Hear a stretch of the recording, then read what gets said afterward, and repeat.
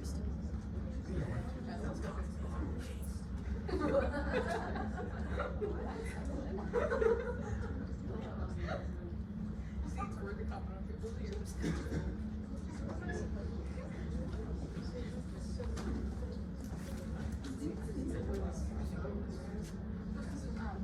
Or you can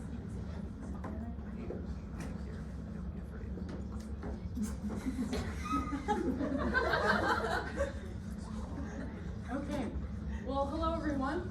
My name is Candace. I'm the president of the Scholar Academy, the philosophy club on campus.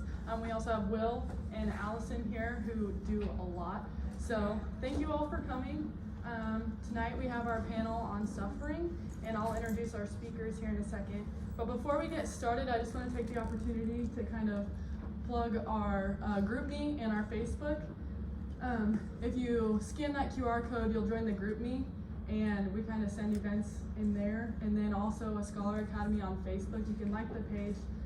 Whenever we have an event, we'll post it on there. We also have videos from past events, and we'll go ahead and post a video from this event if you want to watch it again or you want to watch past ones. Feel free.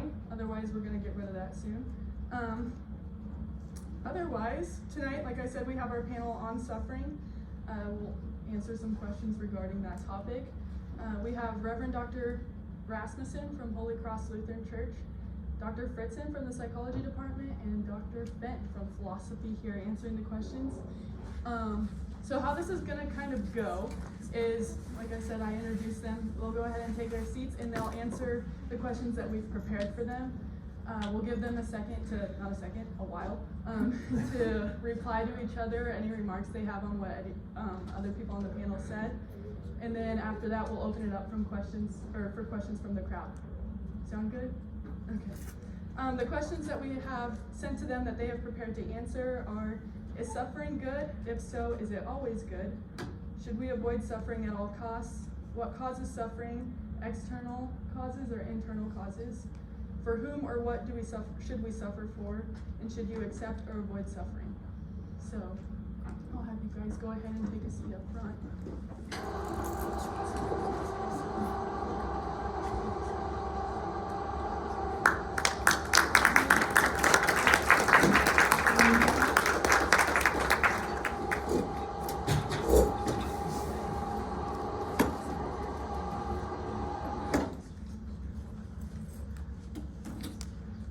Oh, are we supposed to just start? Go ahead. Oh, okay. Introduce yourself. I may not have prepared for this assignment correctly, but I think there was a missing question. The first question should be, what is suffering? Then we can talk about it after. Okay, so I think that some of you perhaps have been athletes in your previous life. And in becoming a really good athlete, there's suffering involved. At least it seems so to me when I was running cross country and track. But do you call that suffering? Oh, none of you are athletes, never mind. I think really probably not, because you're choosing to do this. There's something that you think you're working towards something, and this is just part of it. And so, yeah, it hurts. It might be called suffering, but so I think really what we're talking about, or what you're asking about, is some kind of suffering which comes without our will. Not necessarily, but usually against it. Okay. So, what are the possible responses to suffering? I'm gonna approach it as if it's not my problem, okay? So it's a philosophical problem. Okay, I think the possible responses, and all of these are illustrated in Albert Camus' book, The Play, are up here on the board. You could say it is justice.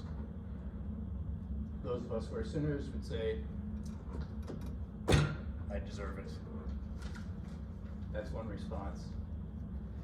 That's the response the priest gives in the play in his first sermon.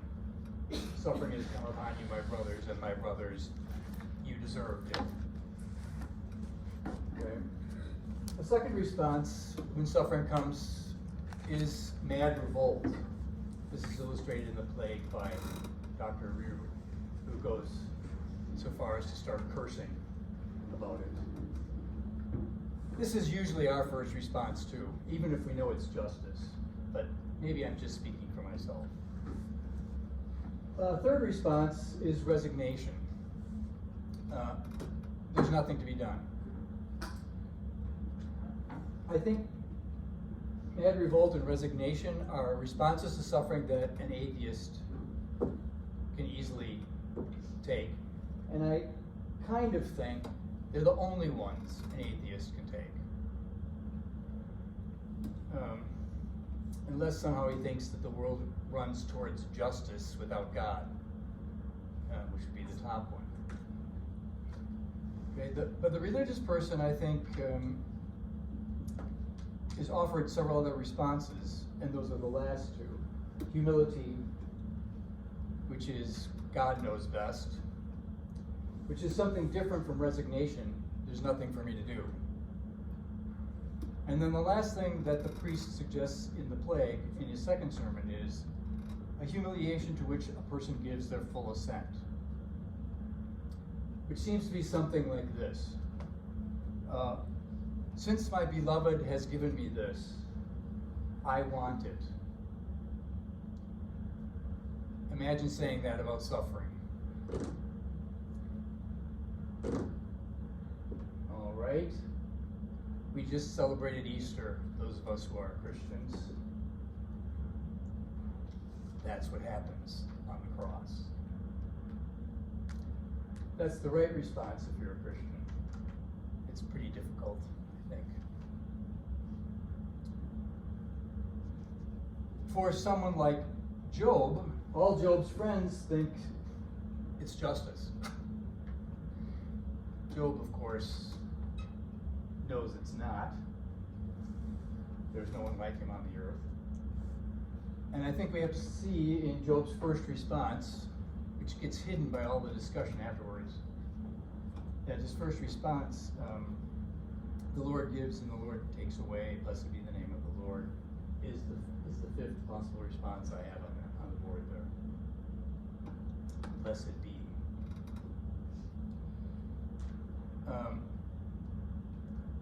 For myself, the first response is the appropriate one.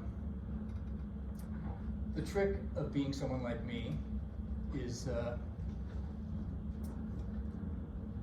can I join this first response, it is justice, with the fifth response? Give my entire assent to it. No cursing allowed.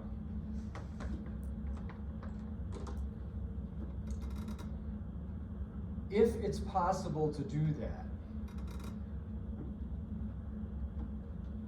then there is no hell.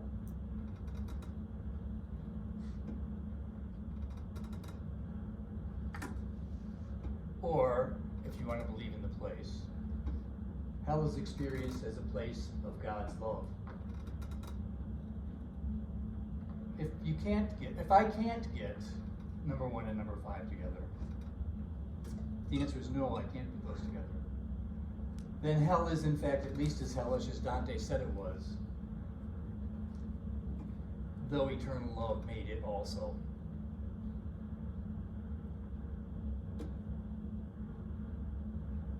But I think each of us has to answer this question in our own way. Which response are we going to take? And I think each of us, in responding, is building a world around that response. This is the way we're seeing the world, makes the world, well, for those of you who've done chemistry, you're a seed crystal. You're dropped into the slurry of the world, and everything in a slurry crystallizes around the seed crystal, but it crystallizes in the form of the seed crystal. So the same shape of the seed crystal is taken by everything else. So if you take the response, it is justice, then the world around you looks to be one of impartial justice. If you take the response of mad revolt, then the world around you is one where you're trying to try to make the world a better place. Damn it! But of course, it's mad to revolt against this suffering because it comes when it will, and there ain't nothing you can do. Utopianists are trying to get rid of suffering. Good luck. That's my Salieri move at the end of, what is it? The Mozart movie, you know, where he's in the madhouse. Welcome to the madhouse. He just blesses everybody. If you take the response of resignation, your view of the world is that it's a place where we can really accomplish nothing. If you take the view or you take the response of humility, the world that's built around you is a world where you're hoping for release. One might, if one was a Platonist, one might want to escape from the world in this way, hope for some release. That's the way of Platonist humility. And I think the Christian answer is the last one. And if you can manage it, then the world is the world of love.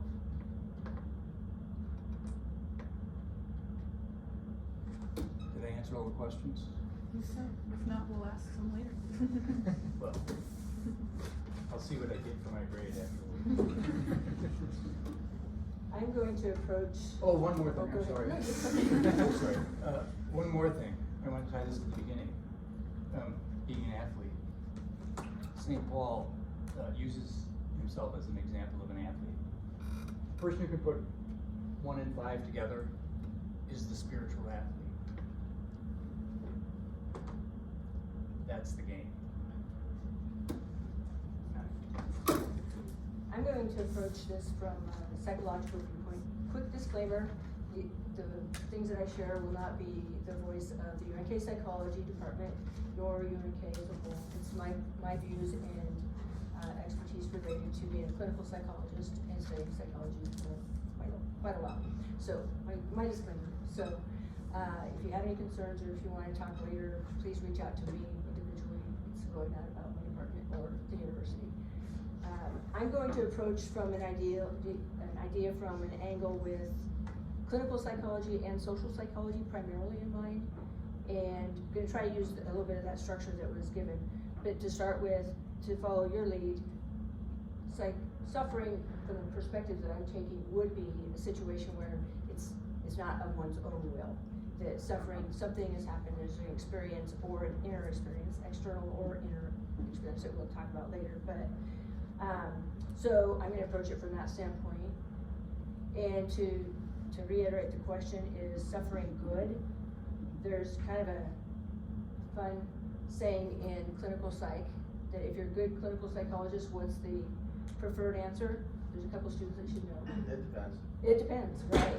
So meaning basically some of what Dr. Finch was talking about is that there's multiple factors that we tend to need to consider to determine whether something is good or bad. I choose to often not use qualitative statements, so it would be like maybe helpful or unhelpful, not good or bad. Even helpful or unhelpful is edgy in terms of qualitative, but in the mental health world and in medicine, is it helpful or unhelpful? Is it healthy, unhealthy? Those kinds of things versus good or bad, those kinds of attitudes. So in approaching is suffering good, it does depend. And there's a significant amount of evidence that the responses to things like suffering or difficult times are highly dependent on multiple factors such as previous experiences, predispositions, either genetically and or environmentally related mental health conditions, what are the social resources, support systems, what are the nutritional needs and availability from A to Z, exercise, outdoors, what are the supports that are available? And so suffering can take on different meaning depending on a variety of factors. So in general, suffering can be helpful by and large if other factors aren't already very, very detrimental. So we often categorize these types of situations as protective factors and risk factors. So in terms of suffering, it depends on an individual's protective factors like genetic predisposition, mental health conditions, social contacts, etc. And those risk factors like a genetic predisposition. So it's kind of the opposite of the protective factors. And so if there's a lot of things already in line that are problematic and maybe an inability to manage the difficult situation, especially if it's like an external situation, then we might say that suffering could be beneficial, but possibly more likely to be problematic than somebody who has more protective factors than risk factors. Is that making sense? So again, the multiple factors must be considered. By and large, when people can overcome suffering or overcome difficult tasks, we could see it as good or helpful because people do get stronger. People build resilience. People can strengthen their interpersonal relationship and develop stronger cohesiveness in their mind, body, etc. They can have increased meaning. It's kind of that adage that if we never felt sad, we would not appreciate feeling happy or joy like we do. Kind of that kind of a dynamic. Also, I want to revisit the notion of feeling empowered. We develop self-efficacy or our sense of being able to accomplish something through first engaging in it and then mastering it, and then we can feel like we can handle and we can complete that task well. Likewise with difficult life events, hardships, once we develop an ability to overcome that suffering that is related to that hardship, then we can build the ability to recognize that there's benefits from it, and we would be more likely to not let that suffering continue in that situation or possibly in future situations. A little converse to that would be if a person already has, say the situation where you're like, I can't take another thing right now, then maybe that next event might produce a level of suffering that's could lead to some negative effects, which we'll talk about a little bit later. I think I'll stop there. I'm a pastor, so I'm kind of partial, right, to the way I'm going to talk about suffering. I would say I really appreciate the different options on the board back here, because I think what we're talking about is, like, you brought up the question, what is suffering? And I think you can't really define what suffering is unless you can define what good is. Like, what is the good? What's the center that you're going after for in life? And not everybody agrees on that too. I mean, there's some general things we would all agree are suffering. But when we get to deeper moral questions, I don't think we always agree on that. And so I think it's really helpful to think about suffering in terms of worldview. And what I mean by worldview is the story that you believe about everything. And I think everybody has a worldview, even if they don't know how to articulate it. Like, what I mean by a worldview is there's a beginning, a middle, and an end. And there's a story, a narrative that you believe, even if you don't know all the details, about why am I here, what's my purpose, where am I going, what's the problem I'm facing, the primary issue I have, and then what's the solution. And so if you're an atheist, I'm not an atheist, so if I'm wrong, if you are, correct me. But I would assume that there would be a much different story that you're telling than, say, the story I would tell as I say the Apostles' Creed. Because the Apostles' Creed is a worldview. It's a beginning, middle, end. Creation, redemption, and then sanctification, or we'll call it everything healed. So if, say you're an atheist, and so your worldview would be, we're in a kind of cold, meaningless universe, right, that isn't really compassionate to our suffering. It's mostly cold and dead, and we're this little speck of life. and we're not here necessarily on purpose, how is that going to shape the way you approach suffering? Should we be outraged that there is suffering? Should we expect there to be something better than what there is? Does that make sense? Like, the story you believe about everything is going to shape what you expect. I'm neither Hindu nor Buddhist, but from my understanding of the Eastern view of things is that we're going to look at suffering as a Buddhist person saying attachment and desire being the root cause, or in the Hindu viewpoint, that suffering is karma working itself out, this kind of cosmic justice.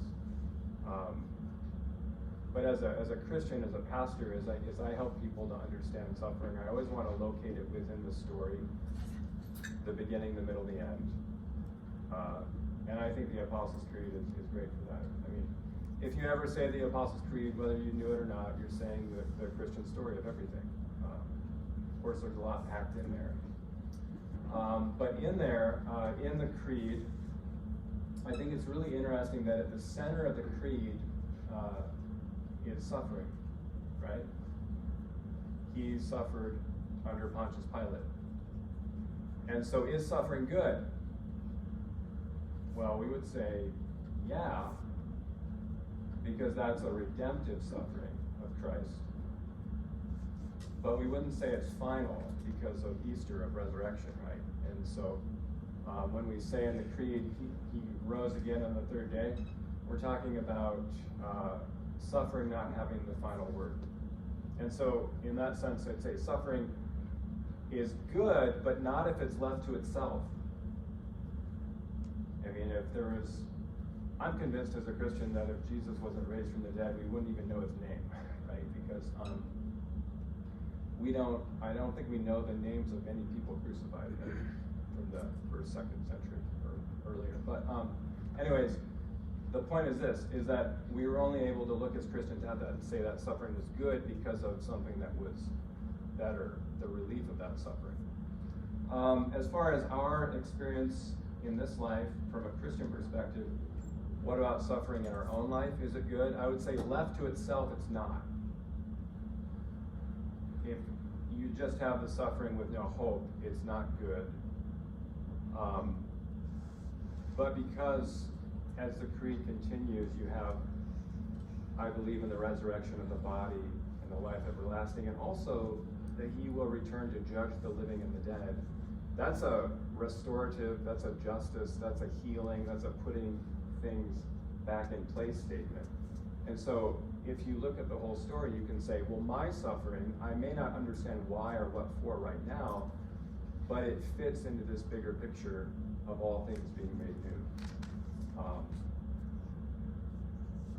Now, the difference I would say between the sufferings of Christ and our sufferings is that the sufferings of Christ are redemptive. I wouldn't say that our sufferings are redemptive in that sense, but they are for the neighbor often, that we suffer for the sake of others in a way that is healing and helpful.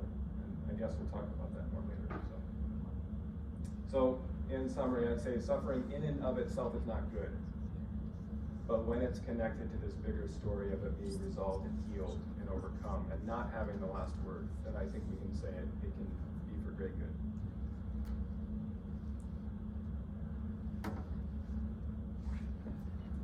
Just the next one. So just a question to kind of go off of the main ones that we came up with. And this is just kind of open to whoever. Should we avoid suffering at all costs? Is that?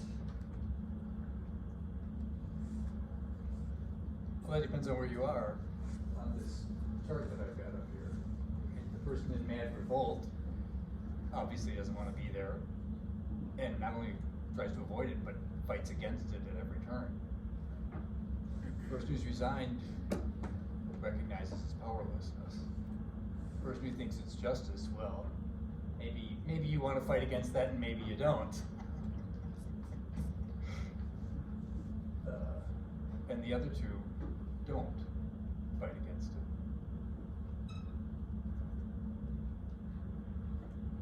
from a psychological standpoint, I'm gonna break it down from external and internal forces primarily.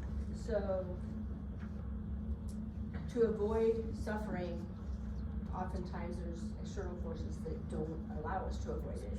And so if we're going to avoid suffering at all costs, the actions that would follow with that, in terms of external sources being involved with the suffering, we would say would lead to unhealthy behaviors, unhealthy social relationships, interpersonal relationships, isolation, potentially depression, anxiety, because we're trying to avoid stuff at all costs. Avoidance is very much correlated with, say, anxiety and depression. So if we're gonna avoid it at all costs, probably problematic, in terms of like the notion of external sources or of the suffering.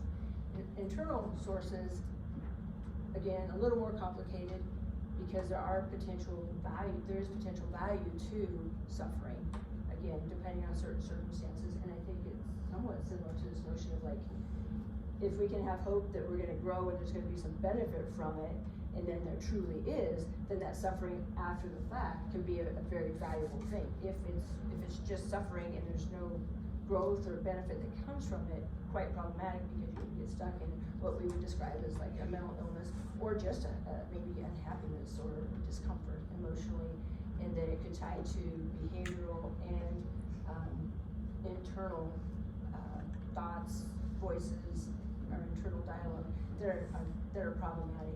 And so those internal sources, the way we interpret the world, what language we use, our social relationships, those things, the way we perceive our social relationships. So it's a very cognitive or humanistic viewpoint of if we have that excessive internal avoidance of suffering, then we may not grow. We may not have the opportunity to strengthen relationships, to strengthen our ability, our resilience to manage other types of difficult things that we can't control from our external sources. So it becomes a pretty complex dynamic from a psychological standpoint of managing our internal suffering and the way we interpret suffering,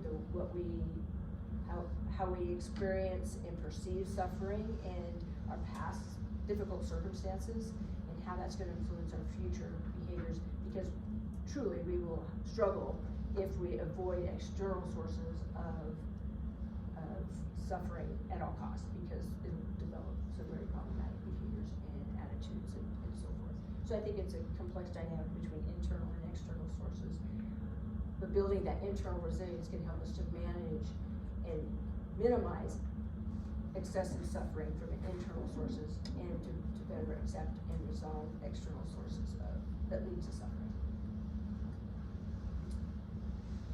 Well, I don't think we can avoid suffering, so trying to avoid it at all costs, I think that's kind of a lost cause. I mean, if you're gonna make any decisions in life, you're gonna have to say no to something and yes to another thing, and so you're gonna suffer.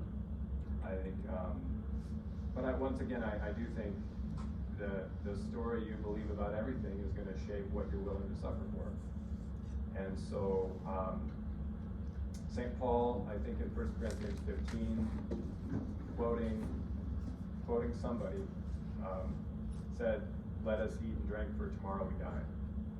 And that's the kind of the viewpoint of, if there's no God, there's no higher purpose, there's no resolution, this is the only life you have, then it's kind of a mad grab for pleasure and avoid the pain. And I'm not an atheist, but I think I understand atheism, and I'm not saying every atheist would live this way, but if you don't have any guarantee or certainty about the resolution of suffering or being able to give up something right now for something better, I don't think it leaves you with a lot of options. Now, one of the things I think with suffering in human relationships is that that's where you're going to often experience suffering, and you should not avoid it at all costs. Because if you're going to love somebody, that's really messy, right?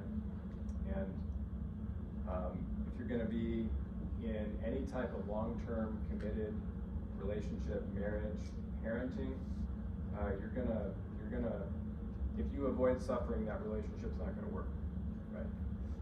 Because it's just the nature of being human, that you have to give, you have to sacrifice, you have to say no to a lot of things. And so I think a great example would be temptation. Resisting temptation is a form of suffering because you're saying no to something, but you're also saying no to something for the sake of the other, and you're living outward rather than inward. And in Christian language, we call this dying to yourself, and you really can't live unless you die to yourself. Jesus says in the Gospels, if you want to save your life, lose it. If you want to lose your life, keep it. And I think this plays out in human relationships, so many different ways. Like, I think of when my kids were small and they were crying in the middle of the night. I don't want to get up, I'm tired, but I have to. I have to suffer for the sake of the other, which actually, strangely, I think there's a deep joy that we encounter as we die to ourselves and we live for others, as we live outward rather than inward. Pass it back to you. So you just kind of touched on this a bit, but for whom or what should we suffer for? Is there ourselves, others, a greater purpose? Is there something we should be suffering for?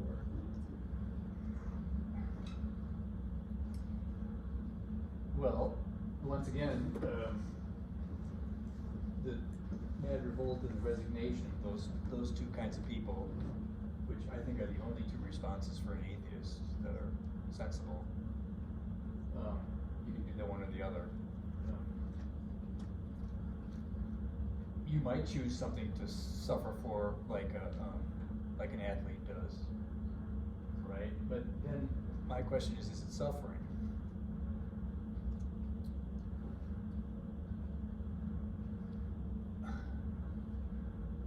And in what sense is it suffering? So, for example, what you just said about family life, that strikes me as being that last response, humiliation to which you give your full assent, and the world that's built out of people who would take that response is that world. That's why love requires that. You have to be doing that, or the world you're living in isn't the world of love. And so, if that sounds worthwhile to you, go ahead.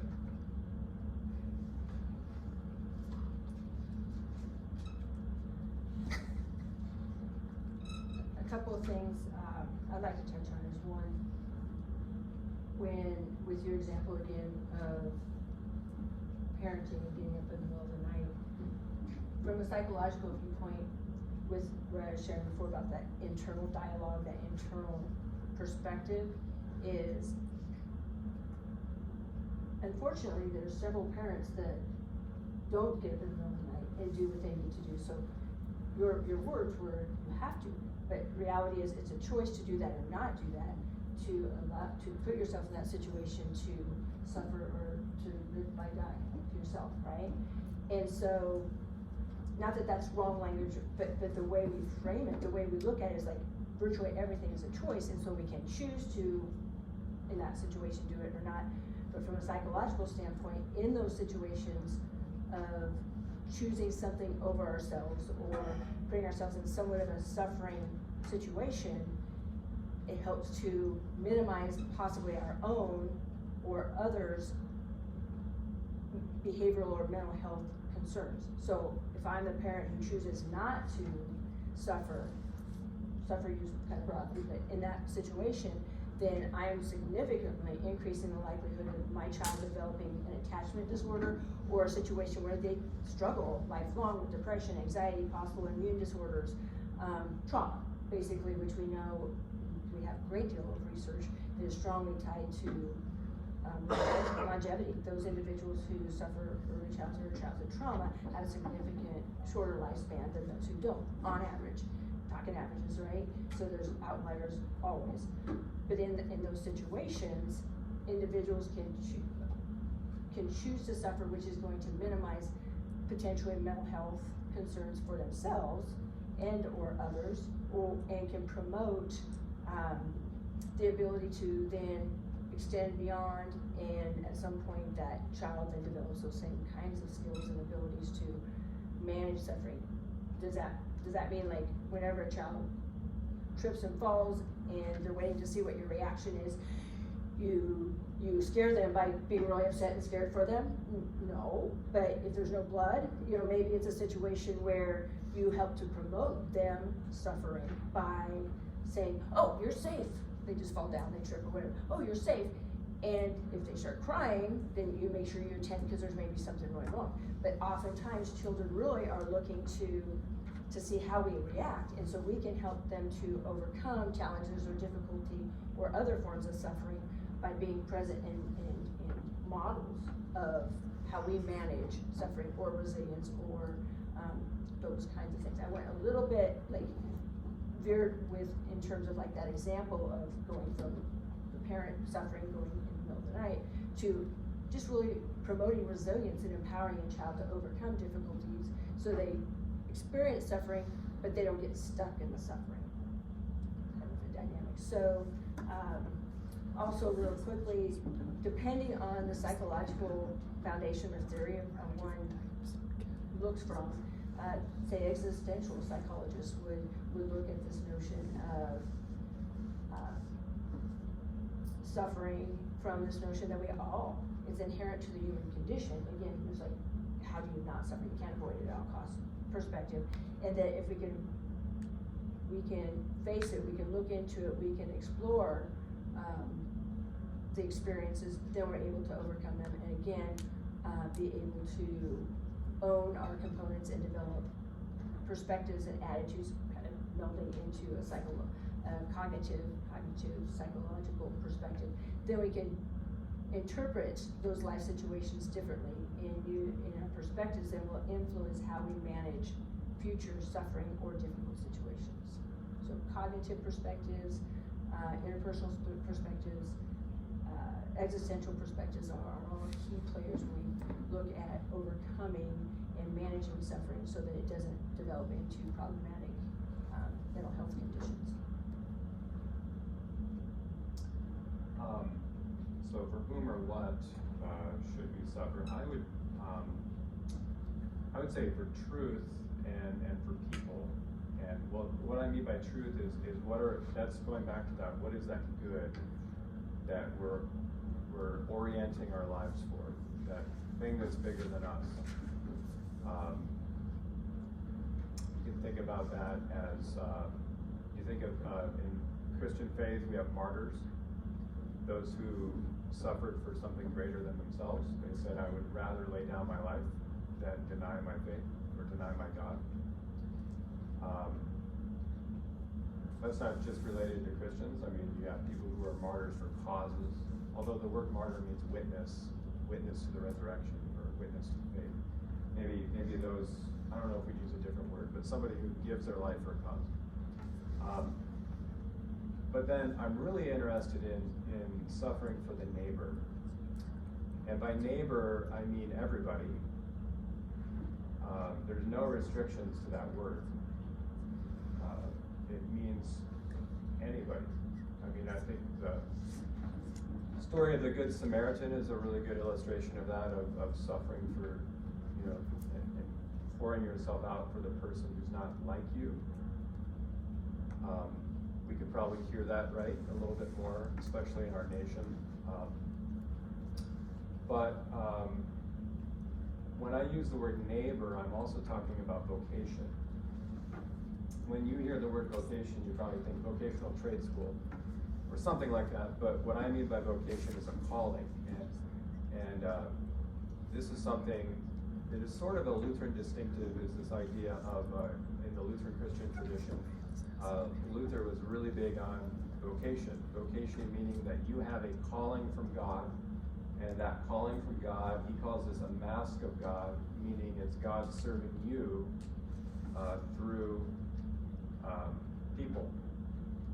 And so Luther would say that God is milking the cows through the servant girl, or God is changing diapers through the mother or father. And so that means if you want to know who to suffer for, look around. Who are you in close proximity to? I'm not talking about tolerating abuse or something like that. I'm talking about in relationship with people, there are endless needs, and there's endless ways that we can support and we can help. And that's what I mean by vocation. So really just focusing on the neighbor. Who has God put right in front of you? We would say in family, that's your closest neighbor, your primary neighbor. And I think that goes a lot to what you were saying about, if in early childhood in particular, if there's a lot of nurturing care, there's better trust and better likelihood to thrive. When those things are absent, there's going to be greater suffering typically.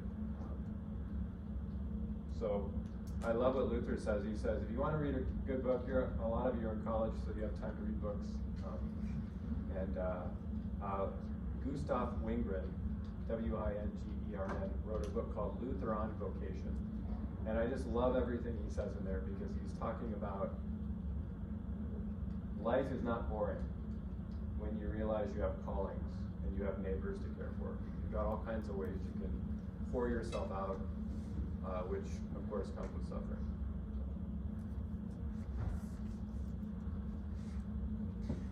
If any of the panelists have anything they want to respond to each other, otherwise we'll open it up for questions. Did we missed one? Oh, So what causes suffering? oh, Or maybe I spaced that out. we can do that one, yeah. Do you want to do that one? Nah. I want to hear what they have to say. Briefly, what causes suffering? Broadly, we've alluded to relationships, and that tends to be from a psychological viewpoint, that tends to be a key component of suffering during those relationships, or a lack thereof, lack of social support is strongly tied to mental health conditions, et cetera, but also it's our life experiences, our perceptions. So there's a strong body of research that really looks at what I would say suffering is related to our perceptions and our language and our interpretations of situations. So if one person might think something is suffering and is very, very incapable of overcoming the emotions or the situation, whereas another person might not perceive it that way or may not experience it that way. So I think suffering is pretty elusive, it's pretty fluid, and it really does depend on a lot of things, what would cause suffering to some people versus to others, and vice versa. And our individual interpretations and our histories and environmental factors all play a role in that as well, kind of similar to what I talked about previously. But by and large, relationships, at least in the mental health world, tend to be, or the lack thereof, tend to be some of the primary components that might strongly contribute to suffering.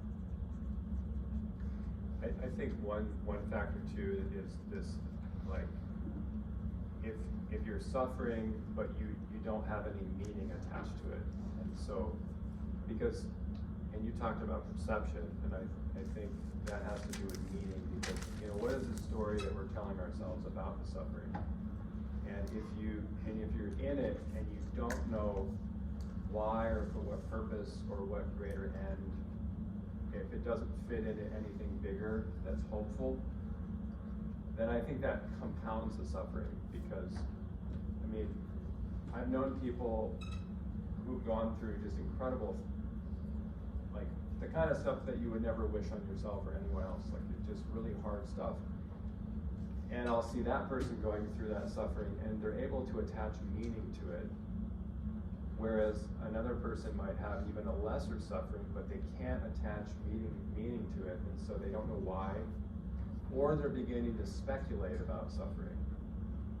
And I think in the book of Job, I think that's a little bit of what's going on, is because like Job is obviously suffering on multiple levels, but then the friends come. That makes it worse. And it makes it worse. The best thing they ever did was say nothing. But then they start speculating about, well, maybe you're suffering because the justice thing, like you did something wrong, or maybe you need to try harder or do better. And I think that just compounds the suffering and makes it worse, because all of a sudden you lack certainty. And I think certainty is the thing that you need in suffering, something concrete. I don't think that Job lacks any certainty. What he lacks is any connection to people in the real world. It's kind of isolated. That's why he wants God to answer, because these guys aren't gonna do it. Yeah, they're not helpful. You aren't connecting with me anywhere. Yeah. That's basically what's going on with those guys. And I definitely see the connections with perception and the way we interpret situations, which is like from the psychological standpoint, it would be like cognitive, the way we interpret the language we use, the way we see things, as well as giving meaning to stuff, and we as individuals. Well, catastrophizing is the Yes. word, right? Where Right. one little thing sends you into a spiral of deeper suffering, but whereas another person might be able to integrate it into, well, it doesn't mean as much as I might think it means. And real quickly, like that example of the parent taking care of the child, I should get up and take care of my kid when the alarm, or when they're crying in the middle of the night. Or I can have the perspective, I want to.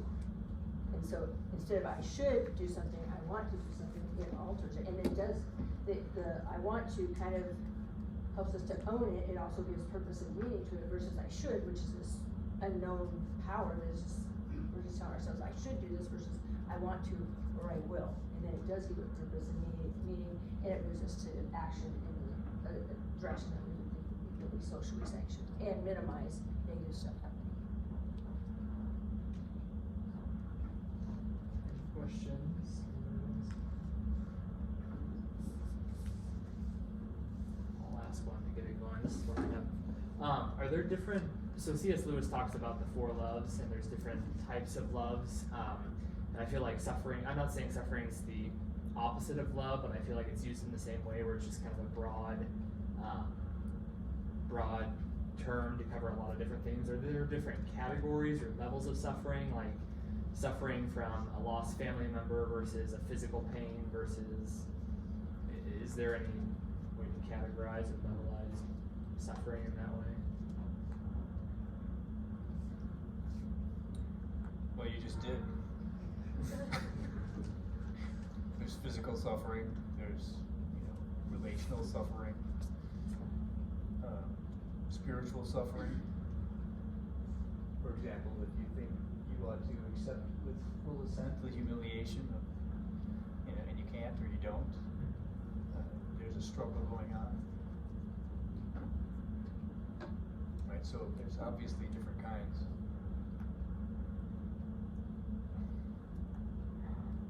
And I think only utilitarians think they can measure these things. And they don't know anything, so I'm not going to attempt it. From the psychological literature using factor analysis, trying to kind of give some taxonomy to it. Psychologists have tried to break it down to things like physical suffering, physical injury or pain in one's body, psychological suffering, painful emotions, the ego, inherent human limitations, things like that. Social and interpersonal suffering, injustice, interpersonal conflicts, crimes. And much of the psychological perspective looks at the interaction between our thoughts, feelings, and our behaviors, and looking at suffering and identifying the individual personality, characteristics, all those kinds of things, probably within those types of suffering and how they influence one another in suffering. Maybe in terms of degree, in terms of, there are the sufferings that you're able to kind of integrate into your life and you can handle it and you can maybe have a category for it. You can fit it into, this makes sense.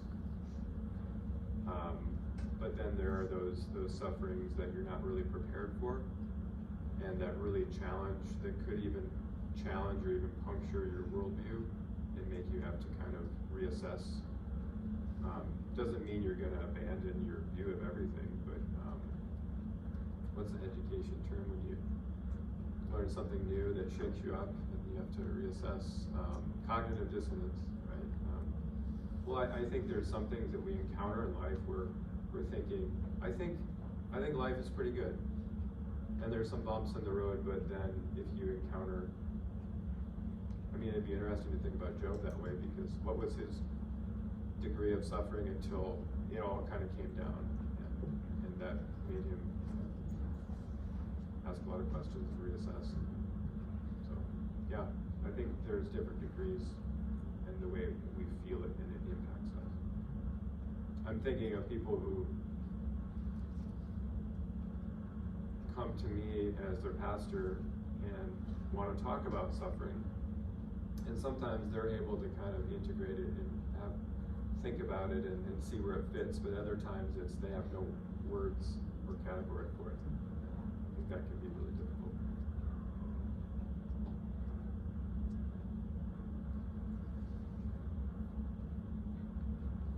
Does suffering have to have something good tied to it? Is it still suffering if it's just pain without any purpose?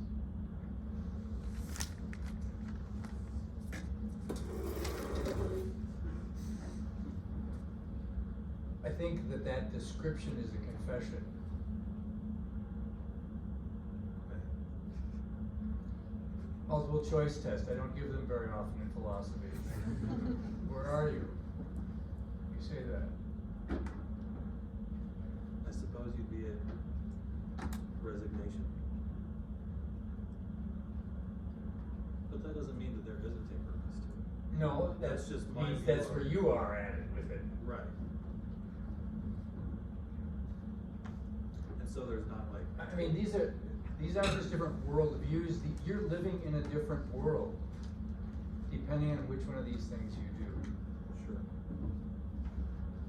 And this is why frequently, when people talk to each other about this matter, they don't talk to each other.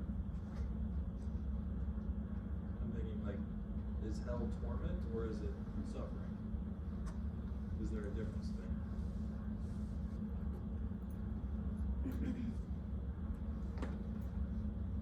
Who can be there?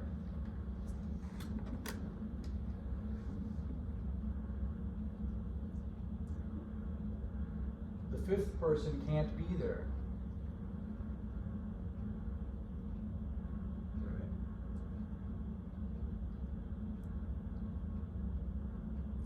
Can the fourth person, coming from the bottom, sorry, can the fourth person be there?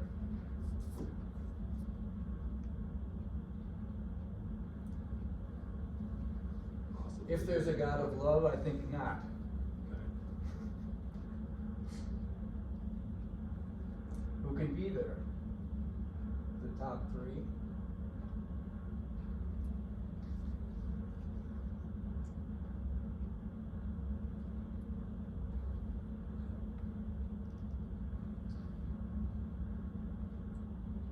So does it matter where the suffering comes from?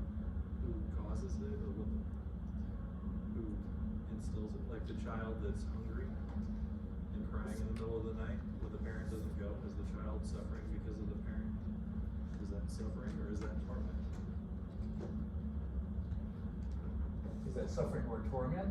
I don't know, maybe there's something else. Maybe there's something worse than suffering, namely torment? Well, I'm not sure that I would call a child crying in bed alone torment, but maybe I'm not sufficiently familiar with Maybe torment. it's starving. That could be. I don't know, I'm just, is there a purpose that can be overcome from, like, the child's hungry, he's crying in the middle of the night, the parent doesn't go to them, it's suffering, but without cause, or maybe there is cause, I don't know.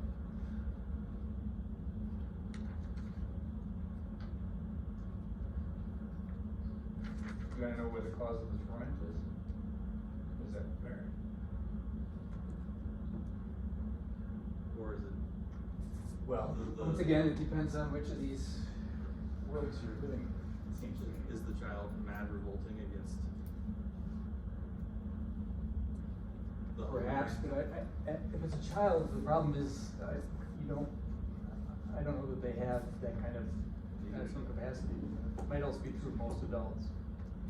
Okay, but for the child, I certainly have my doubts about it.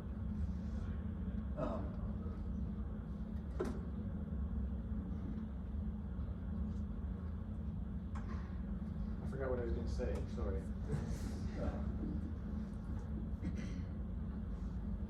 For the notion of the child suffering, if you look at it in terms of the potential the short answer I would say is yes.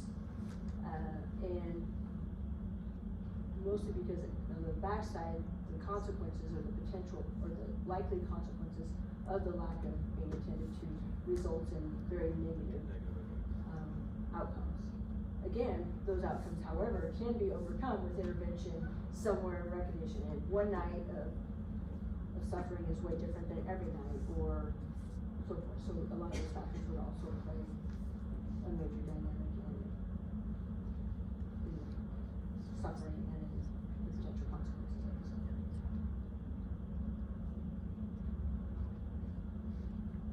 So perhaps not a purpose for good, but also an avoidance of bad.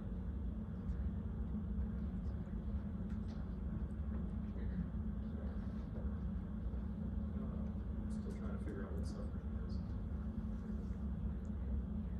And do this Oh yeah, every week. yeah.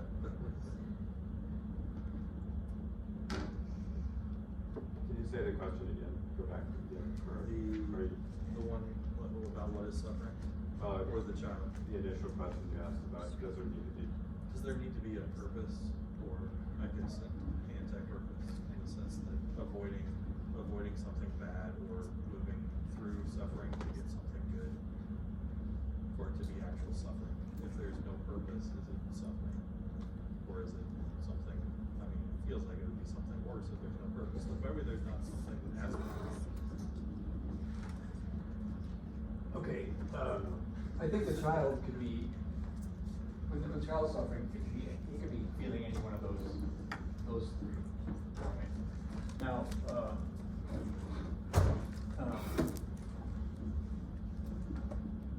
if it is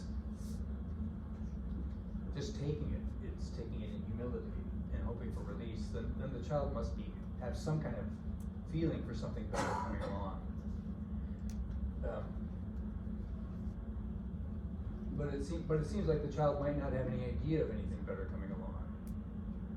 In which case, it's in this situation, the world is a place where there's a whole lot of stuff you can't do anything about, right? Or it might just be pissed off at the world, right? But again, now what can you do about that? Nothing. The suffering is still there. You're pissed off. Too bad. So it seems like it's just the more spirited person will go like this, and the less spirited person will go. So in some sense, each of these worlds has a different definition of what suffering is. And I think it feels different. It certainly feels different to this person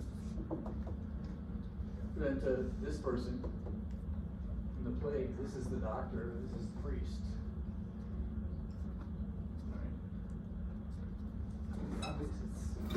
So They're both at the death of the child, I don't so wanna take up go read that everybody's scene again. That's my, or I can talk about something else. Just real quickly, I said that way too many times.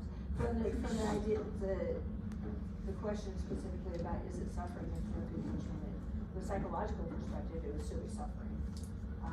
The ideal is that there's good that comes from it because then growth can occur. In terms of the child, there's probably a strong suggestion that a lot of the crying and their reactions isn't necessarily this, maybe, but it's instinctual. They're trying to get their needs met, and we do have those extremes of failure to thrive. So that's this kid, and then the one that's just gonna keep battling and bites the person that hasn't been feeding them when it comes to this. And sometimes undeterminable which reaction or action you get from that child. And maybe instinct is different from this or not.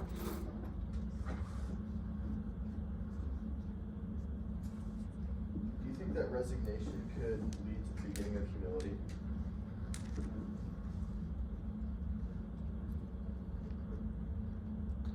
Yeah. But I don't think that there's any necessary growth in these steps. If that's where you were trying to push the picture. Right, so, yes, I think this can lead you to this, and once you're here, you might be able to get to this, right? But I don't think there's any necessary growth to this. I think you can stop and embrace any one of them. And certainly, if you don't think that there's a God, you're not going to go to the last two. I mean, hope for release from where? If you're an atheist, right? I mean, there's no story there, like you were saying about being in the middle of some kind of story. There's no story there of from where release can come, right? Unless it's, you know, some political release in the world, right? But that's not, these two are close to each other, right? These guys are mad at the world and trying to make it into a better place, and by damn, it's gonna do it my way, right? And these guys are resigned to the world. They at least realize they can't change the world and make it be what they want it to be, right? There's gonna be stuff that's outside of their control, and they're gonna suffer anyway. Right, so the mad revolt people are mad, really. They're not just angry, they're mad because they think they can control the world. They can make it into that utopia. And it better happen tomorrow. And from the mental health standpoint, how do resignation, humility, and acceptance differ, or how are they similar? Because much of what we do in the psychological realm is what things can I control, not control. Spirituality can play a huge role in that for any given individual. But in that, the middle of that suffering, potentially, what are the things I can and cannot control? And ultimately, after we've broken that down into what we can and cannot, problem solve, and then the next step is sometimes is acceptance. And is that a form of humility? Is that a form of resignation? Is there a way to let go of suffering and still be okay?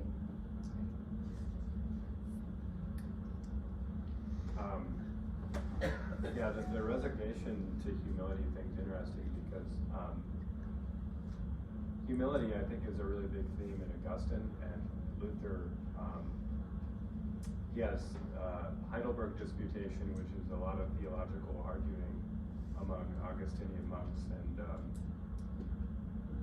Thesis 18, he says, this is where, if you've ever heard of a theology of the cross, this is one of the things that Luther, one of his main theological focuses is a theology of the cross means you see all things through cross and suffering, but that's a whole different topic. But he says in Thesis 18, it is certain that a man must utterly despair of his own ability before he is prepared to receive the grace of Christ. He's talking about conversion, but in moving from one category to another, if you can talk about that as conversion, I don't think you can get towards humility if you're not trying, right? Because if you're resigned, you're not really trying. You're apathetic. And what Luther's getting at here is, if you really want to, I think maybe the utopian one would be a good candidate for despairing, right? Like, we tried to do this and it didn't work, and I need another option. But resignation doesn't seem to fit there. Well, if you're an atheist, that's the only other option you got.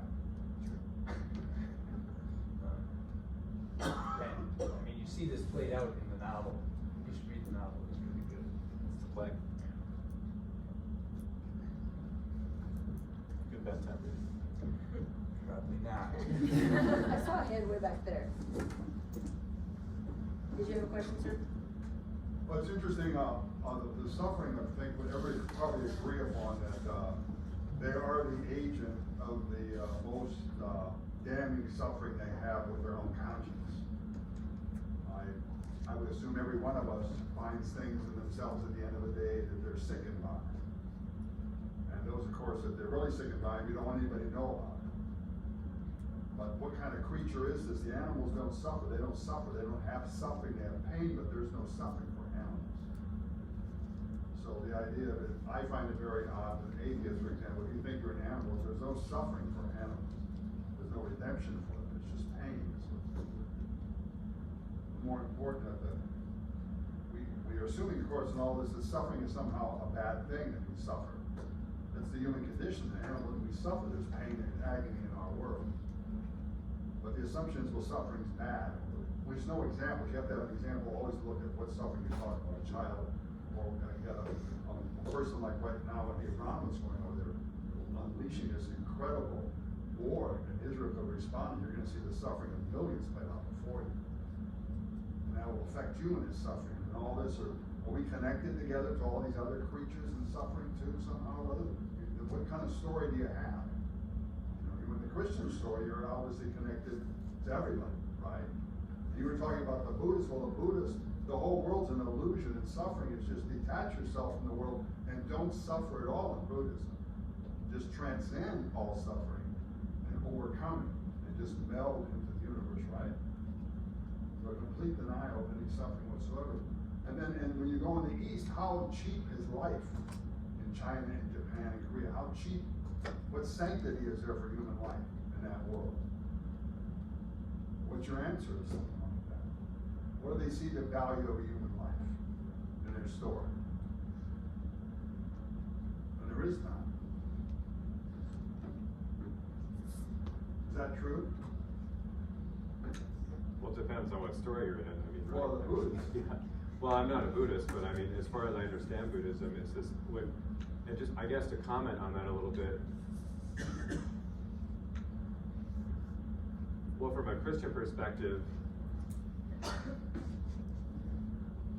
what causes suffering? And I think a desire is a good thing to talk about, but we'd say disordered desire. That our desires are all disordered, and we're not desiring, we're at the top, we're desiring the thing that we shouldn't, and at the bottom is the thing we should desire, but at least there's still room for desire. We're desiring creatures, and there's nothing wrong with that. Whereas what's interesting to me in Buddhism, and I'd love to talk to a real Buddhist, like, there's not a lot in Carney, I'm assuming, but just this idea of like, well, when I think of worldview, you have to be able to, it has to actually work. You have to actually be able to live it. And it's really hard to say this is all an illusion and you shouldn't desire things, because that makes no sense of life in my thought. Whereas I think in the Christian worldview, you can say desire fits into something. It's just that our desires are disordered, and they can be rightly ordered again. It gives me suffering to think that I shouldn't desire. I don't know. I got off a little bit on a tangent. I don't know if you want to comment, but yeah. I think that sounds interesting, because it seems like what you're saying is there are people for whom resignation is what is desired. It is considered the best option. Where it seems like if we're talking about the consequentialists or the utilitarians, the ones who are seeking to bring this impossible utopia into the world, they think love is the best option. They might be confused about what it is exactly, or how you could possibly bring it about. But they still feel that that's the best option, where it seems like there might be some who would actually choose resignation. I think that, and that's maybe what's so fascinating about this Buddhist picture, is they are saying, yeah, that sounds good. Like, let's just resign from everything temporal, and that's as good as it gets. Yeah, I'm not sure the Buddhist is in the resignation category. I mean, it seems to me that Buddhists could be in the it is justice category. So the person who suffers is the one who nails himself to the world by his desires, and you suffer just as much as you've nailed yourself to the world. Right. And that's the way karma works, Yeah. right? So the best answer is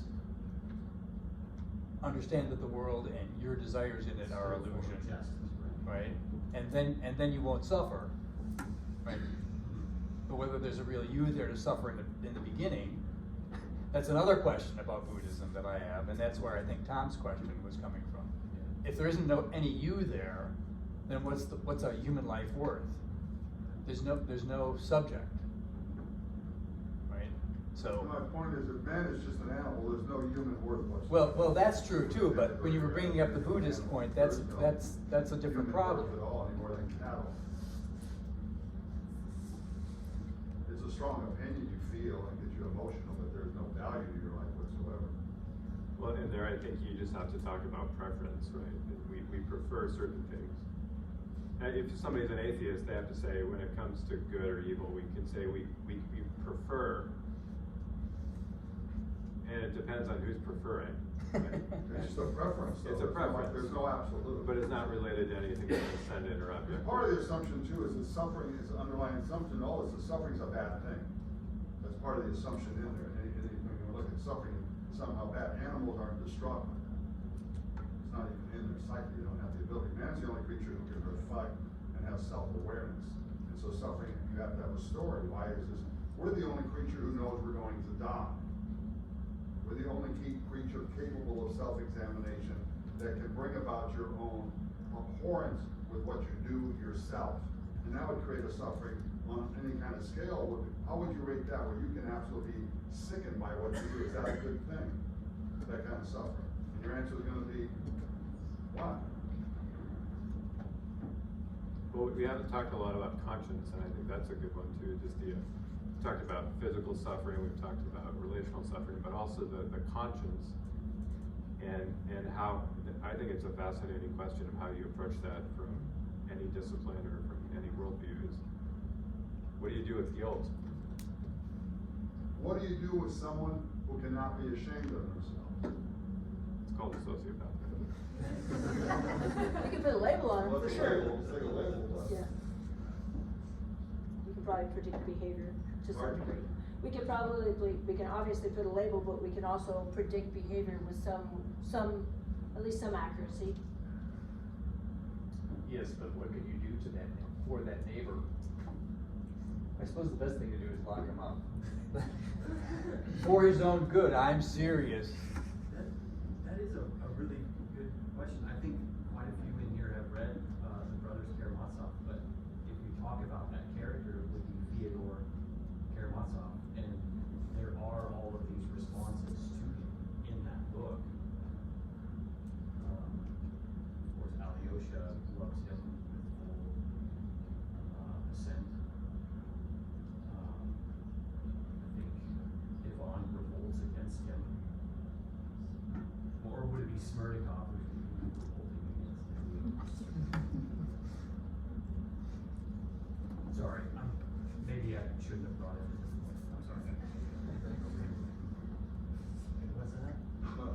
But it's a valid question. I mean, at the end of the day, it's a psychological question. I mean, do we all see things about ourselves that make ourselves suffer when we look at ourselves? And a healthy answer is, yeah. But we don't all. Pardon? But not all do. But then what would you think of someone who doesn't, who's never sickened by anything they do? Would you worry about such creatures? I'd be concerned for those around that person. Yeah, that's why you have prison and other places of such nature. Yeah, because they're not conscious, they're not conscious of you, they don't care about you whatsoever. But they also, sadly, they don't care about themselves. Part of caring about yourself is being ashamed. Potentially. There's definitely excessive care for self or a representation of an excessive care for self, but really underneath of that is a narcissistic wound. So they really hate themselves, but it's not to their conscious awareness. If you consider like a psychodynamic perspective. So like underneath that person who doesn't care about anybody and has no conscience, truly, the theory behind that is that they really have experienced some narcissistic wound, much like that child that's never attended to, some trauma, and so they really hate themselves because they believe they're not worth anything, but they overcompensate by not caring about anybody else and being so self-focused. But underneath of that, unconsciously, there's self-loathing. But again, that's a bit of the psychobabble and where we don't have research to support that, and I'm not Well, saying the that that's research, not. I think, is people like Hitler and Stalin. Right, there's extremes, They did pretty well. There's There are extremes. They have great effects on the world. definitely. One of the things I think that we really lack in society and within the last, I don't know how many years, decades, but I think is confession. You know, when somebody, you talked about the things in you that are abhorrent. And it's interesting, you even see secular forms of confession. What was that show on HBO like 25 years ago, Taxi Cab Confessions, where the taxi cab driver would drive around and just people would unload their stuff, you know. And I think in terms of suffering and alleviating suffering, even before psychology was a discipline, right? We had this thing in the church called confession. You go and you unload all your junk, and then the priest or the pastor says, as sure as Christ is crucified and risen from the dead, you're forgiven. Take that home. And it begins to change you, right? Because that's grace, and not something we have a lot these days. Is there anywhere in the world where people are hearing, you are forgiven? I think that has transformative power and healing power. But in the kind of secular world we live in, we don't get many opportunities to hear you're forgiven. Maybe in relationships, but I think that can be rare too. Depends on who you're related to. And likewise, in the psychological realm, forgiveness and the working through process often is related to forgiveness and relationships with others as well as itself. And like the you know, in most realms, the therapist or the clinical psychologist would not say you're forgiven. The client they would ask the questions to the point where the client is able to say that about themselves or others. And forgiveness is definitely part of that therapeutic process, significant part, much like hope and much like finding meaning to the suffering or the difficult situation at hand or such. So I think they tie in significantly. If I could ask a reverse question from the sociopath one, what do you do with people who are willing to go through immense personal suffering in order to alleviate the suffering of others? Whether that's, I mean, if it's somebody they love, you know, you could go biological with it and that kind of thing, but sometimes it's an absolute stranger. It's you know, I saw this about the stabbing that happened in Australia about a guy who like helped this baby that was stabbed, and like he didn't know the baby, like he didn't know they didn't know, like, but you could go historical, and there's countless examples of people who have dealt with great personal suffering for the sole fact that they wanted to alleviate the suffering of another person, even to the point of death, and sometimes worse. You want to cure the person of this? Is that... No, but well, I mean, because you asked the question, what do you do with this person? Yeah. Well, I Like, don't it know seems that. like- it I don't seems know like- that there's anything wrong here that I have to there's do nothing anything. wrong, there's nothing wrong. But like our generally speaking, our human tendency is not that, right? Like, what makes those people different? Like, are they in a different stage of their response that they want to do? Like, what's different about them? And I guess if there's anything we could say, if we could figure out what that variable is, maybe we could spread it, you know? And well, I think what it is a person like that is accepting the humiliation of the person next to them with their full assent. So they're this fifth example that I put on the board. And like I said, that's what the world of love is. You're not just accepting your own humiliation, but you're accepting this humiliating thing that's happening to somebody else, right? Yeah. And you're helping to bear that. And from a psychological perspective, again, you're looking at angles of what led the person to become who they are. So what are the biological, what are the psychosocial factors, what are the cultural factors that led this individual to develop into that personality and that combination of thoughts and behaviors that leads to this function, what they're doing. And that's not necessarily bad or right or wrong. It serves a purpose for that person and obviously for others. Again, there's a label if it's to excess where it becomes problematic for the other person because they're not allowed to be empowered and do for themselves, or if it creates difficulties beyond measure for the person. There's other negative consequences of it for the person who is overly giving in some capacity.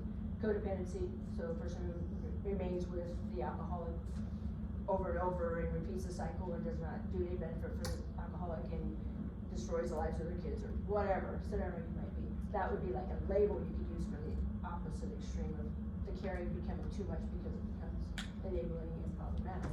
Again, an extreme. Not that the label says it all, but that would just be potentially the way it could be conceptualized in a psychological realm. I think it's kind of an interesting question related to why do human beings do that. Not everybody, but some people do. And I think, well, it makes me think of like evolutionary psychology is like the evolution as an explanation for everything that you do behaviorally. And it makes sense if you're going to do that for your tribe, for your own people who are protecting you and you're protecting them. It's like reciprocity, you know. But then what about when people do that for somebody who is completely not like them or maybe half a world away? They're enemy. Yeah, or maybe an enemy. That's it. Like, love your enemies. Like, that seems to have no. The survival value of that is questionable. Like, how do you explain that from an atheistic or evolutionary psychology of saying everything that you do, whether it's religion or that you like a certain type of music, you can say it was an adaptation or something to pass your genes on. I don't know. I just think that's a really fun question because it seems to kind of poke a little bit at the atheistic viewpoint of everything you do is a strategy to pass your genes on.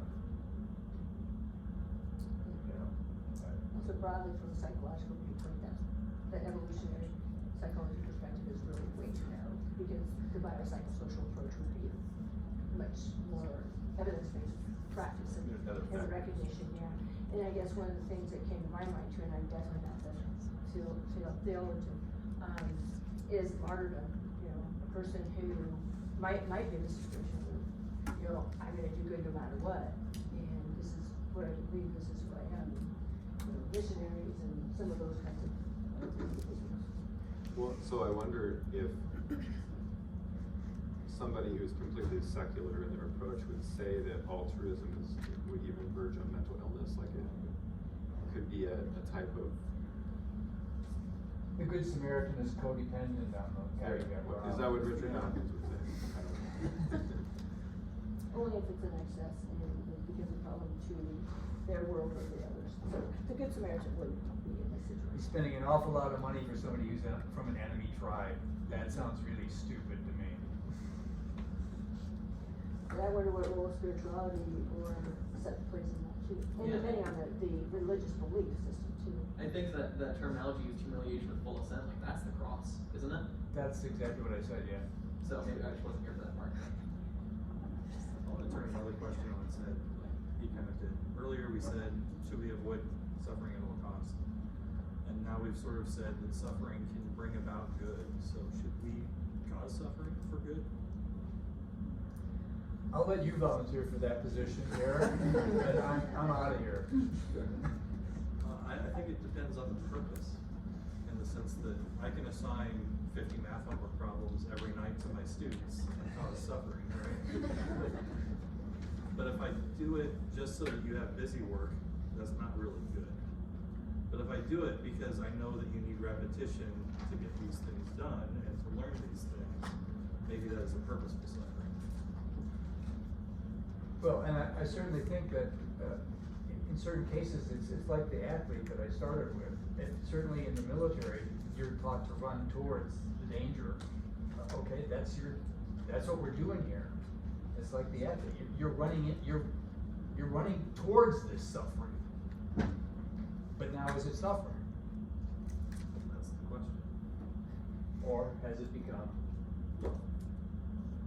And is there a point where you do create suffering as a parent if I have children and I might create situations that promote suffering for them so they can build resolve, build resilience, build the ability to recognize they can overcome difficult things.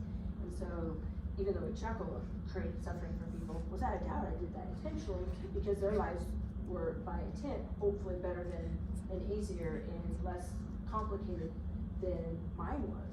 But in doing so, I tried to make sure that there were complications and that there was suffering so they could overcome it so that when they hit real world and things are the way they are now, when COVID hit, they were able to somehow manage that. So the intent does matter, I think. Suffering with good intent versus, maybe that's, I was trying to get at earlier, I think suffering has to have intent built into it. I don't think suffering without either a good or avoid a negative intent would be suffering. I think it's, I'm not sure. When there's love behind it, yeah, like I was thinking about the parenting thing. I always go back to parenting, this is what I'm doing right now, but like I caused suffering for my kids before I came here. Because, well, one child wanted screen time, and I said, you're done. And that caused suffering, because, but I have this thing I need to do. And it's like, well, I'm sorry, but I see a bigger picture for you. Go play outside. Or, and I think when we talk about God too, when we talk about suffering, that gets really messy. Because a lot of times I think we try to speculate and try to think, what is God up to? God is mostly hidden from us, and we need to focus on what's revealed. And what's revealed is love. And that love, when there's love above it, but we could also look at suffering where there's not love, there's not good intent. And maybe that person's not aware of it, but nevertheless, it's not for anybody's good.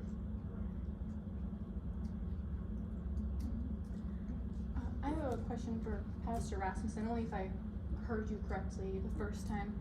I believe you said something like suffering is only good for the person if they believe it to be redemptive. Is that true? Is that what you said? Let me think what I said. Well, I talked about the suffering of Christ being redemptive, meaning it's saving. And I wouldn't say that in the language of the New Testament, we participate in the sufferings of Christ. We participate in suffering, but I wouldn't say it's redemptive before God. That somehow by our suffering we can merit or earn favor. And yet I would say suffering is redemptive in human relationships. Because, not always, but as we've been using the parenting or the relationship language, I think that's where suffering can, the giving of oneself, the laying down of one's life is experienced as grace, is experienced as redemption to people. Yeah. Okay, and then you've also said that people have different preferences and viewpoints of life, like the Buddhists or the Christians, so not everybody's going to believe that. Would suffering be good for them? Can there be good suffering for them too, if they're suffering for what they think is redemptive? Because I know it's not what you believe, but do you think that it's good for them to suffer like that, if they think it's redemptive? I mean, I would say maybe there's potential. I mean, I think unfortunately sometimes people experience suffering and they waste it. They don't experience any redemptive quality. They don't experience any life from it.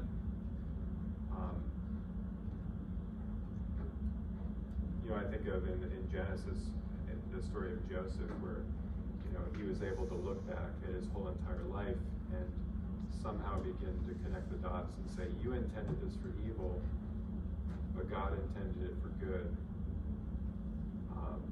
probably took him a while to get there, but he was able to see the purpose. I don't think everybody arrives at that place.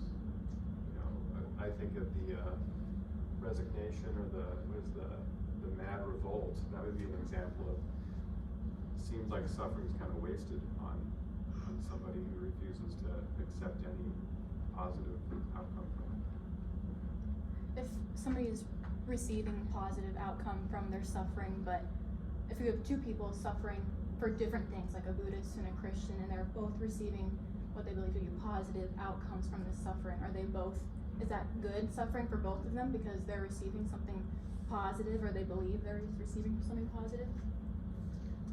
Even though they're suffering for different things that could be contradictory? Well, when I think about human experience, I think of it being subjective, and when I think about before God, that's objective, and meaning that God has the final say, and when we say in the Creed, He shall return to judge the living and the dead, we're saying that the judge will say something objective about what's real and what's not, and what's good and what's bad. You know, I suppose that somebody in their own understanding of suffering could grow from it, and they could experience. I'm not a Buddhist, so I have a really hard time with that because I've never So you lived in wouldn't that support worldview. that necessarily if it wasn't, if it was something that went against something God would redeem you for. Questions about what would God do, I kind of shy away from those unless I know objectively. But it's hard for me to think about other worldviews because I'm not that worldview. Mm-hmm. It is literally a different world, like a completely different way of approaching things. Okay, so my mom likes to say offer it up, like whenever you experience something, to offer that up to like with God. But then there's been saints who like sought out suffering, like self-inflicted suffering, kind of like, I don't know if there are any good examples, like Saint Joseph of Love, where it had thorns, and other saints that like where really they should prove Yeah, there used to be in medieval times groups called the Flagellants. that Yeah, would so go what around. do you think of that stuff? I think that's rather extreme, but I'm against suffering myself, so. My opinion probably is an opinion of weakness, but maybe not entirely weakness. I think that that's really kind of unnecessary. The world is going to give you that most of the time anyway, so you don't have to go around. Right? What you should, the only use I can see for it is the same kind of use that an athlete gets out of training yourself, so that when the race comes, really, you're used to taking it. That's the only good I can see of that kind of thing. Now, less extreme practices, fasting. Okay. Well, is that suffering when you're fasting during Lent, or is that embracing a humiliation out of love?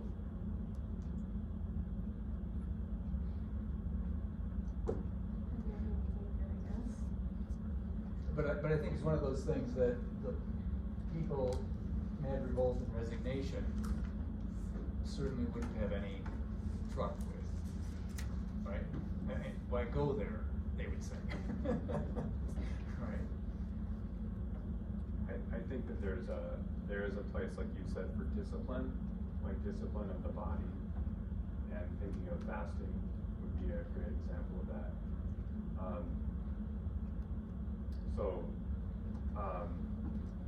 Martin Luther, for example, was an Augustinian monk, and he had experienced this kind of self-punishment and like kind of what you were talking about, like inflicting suffering on yourself.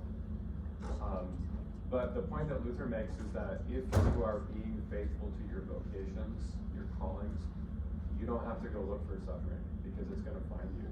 It's going to find you in relationships, in your body, in the complexities of life. He has a great German word for it, Anfechtung, this affliction that you experience, a spiritual affliction. And I think that when we impose suffering on ourselves, it actually becomes all about us. It almost becomes like curved inward, and we're almost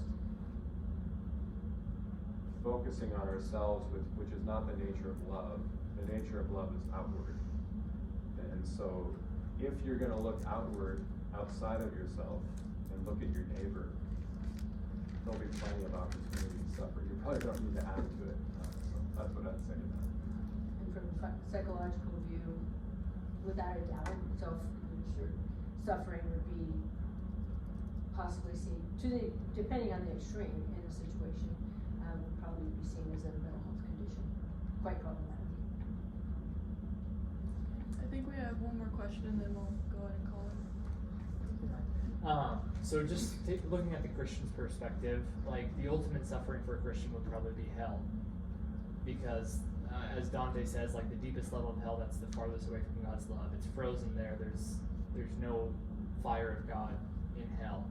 So is suffering always an absence of something, or something being taken away? Like if you're in a war and you're shot with an arrow, your health is being taken away, so you're suffering. If you lose a parent, you lose that connection, so you're suffering. Is suffering always a negating of something, or not a negating, a taking away of something? Is that how suffering is always inflicted? Would you say? Go ahead. All right. Since you just quoted Augustine recently, I think that may be why he's asking the question. Well, yeah, the health question is interesting because, you have this God is love, right? I mean, 1 John says that twice, and I don't think any other religion makes that claim, that God is love. And so what do you do with that? And I think when we talk about that question, we can look at it at least two different ways. The idea of the justice of God giving to people, what they deserve. Being that, well, I've heard it said before that all communities are by nature exclusive, right? Like if I went to a PETA meeting and brought deer jerky, that would not go well, right? So, if you're gonna go into the divine presence, or we'd say the new creation, the resurrection of the body and the life everlasting, with hate and being self-preoccupied, that doesn't fit, right? And when we talk about justice, But there's a place for that. Circle 9, Bold J3. Or something like that. well, if God is love, there's the opposite of love, and how are those things? They cannot dwell together. No, that was my point in this little joke I made. Okay. Dante says that hell is the door, the sign over the door to hell is eternal love may be also. Yeah. So, And even the love can be the torture, right? Is that I don't want this, and yet it still is. well, for a rational being, justice is the highest good. So, you're being loved by being brought to justice. Right. And what you need, given the hate you have, is down here in Circle 9. You're being given what you want, right? You're being also given what, in fact, is just, and that's what a rational being, has to aim at. Otherwise, what's reason for? It's not to achieve justice. We'd be better off with instinct, as Kant says, then you would have to think about things, and you get it right. Whereas if you're worried about justice, you have to think about things to get it right. And less theoretical or philosophical, if the question being, like, do you have to take something away or lose something to suffer? From a psychological standpoint, definitely not, because there's a strong correlation between the number of stressors or stressful events a person experiences and the amount of suffering, potentially. So that would suggest that the more stressors that a person experiences, as a very simple example, the more likelihood they're going to suffer, or the greater their suffering might be. It's been a while since I've experienced Dante's Inferno. So. then I have to read the plague and the That's my job, giving you homework.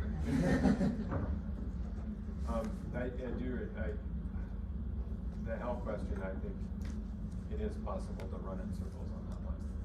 It can be difficult. So Lewis quote, there are those who say to God, thy will be done, and those to whom God says, thy will be done. And this element of, I think that connects with the justice. Yeah.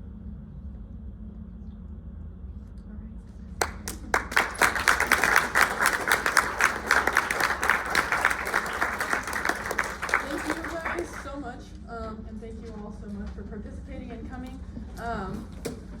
Great discussion, thank you. Our next event, Dr. Fent will be giving a paper on the art community and what is it good for. So we'll put details on that on Scholar Academy, GroupMe, and the Facebook, so please follow to get more information on that. Otherwise, thank you again. And Thunderhead now if you want. If any of you want to continue the discussion, I can do that.